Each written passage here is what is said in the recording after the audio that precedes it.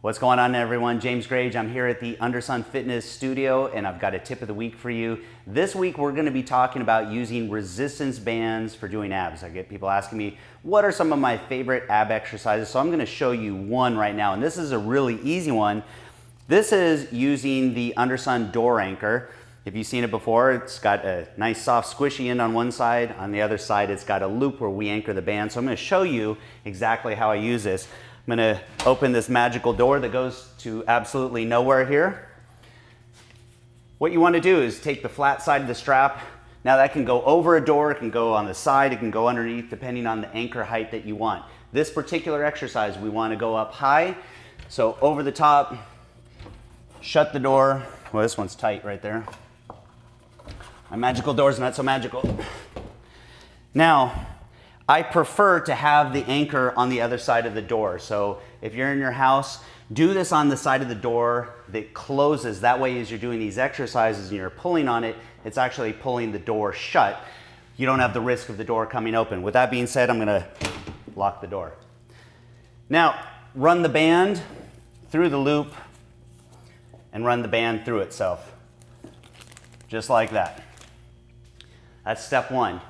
Now what we want to do is we want to come over here directly underneath our anchor point, put our back and our butt up against the wall, nice and flat. You can have your feet a little far out from the wall just to brace yourself here.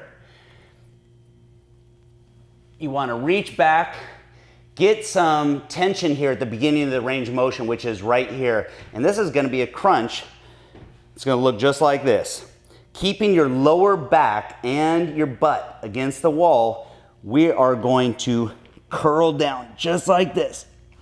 Nice controlled contractions, back up to the top.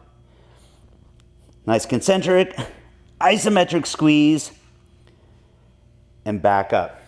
Now, here's a common mistake I see with abs. Whether someone's doing leg raises or they're doing crunches or leg lifts, whatever it is, if your back is flat, when you're doing the movement, then you're doing it wrong and you're probably using a lot of hip flexors. Your abdomen helps curl or flex your spine. So you need to get your back nice and rounded. So if I were to do these and just, I'll pretend here, let me come over here to the side, just so you can see what it looks like. Keeping my hips in one spot, I'm curling forward. So you see how rounded my back gets. Now a little trick here, keep your hands in one position. So my hands aren't moving forward, they're not coming back. I actually rest them right on the top of my head here to make sure that they just stay in one spot. Just like that. You don't want to move your hands at all. Now here's one of the advantages of doing these. This is going to mimic what you would do, say, on a cable machine, but you can also do the same thing on the ground. I could anchor this nice and low and do a crunch with the band anchored behind me. Now people, when they're doing crunches, I'll see them doing them with plates, or even they'll hold the dumbbell between their hands like this to get added resistance. But if we're laying on the ground and we're crunching up and we're pressing that weight up, it's not the ideal angle for the resistance because we're actually curling forward. So we want more of a horizontal plane of resistance, and we can create that with bands. Like I've always said, that's one of the nice things about resistance band training is resistance in different angles or different planes, whereas with weights, it's just one plane, which is the vertical plane because of gravity. So one of the advantages, you can get really creative and try all kinds of things, but that happens to be one of my favorite ab exercises using bands. So hope that helps. I'm James Grage here at the Undersun Studio. I'll see you guys next time.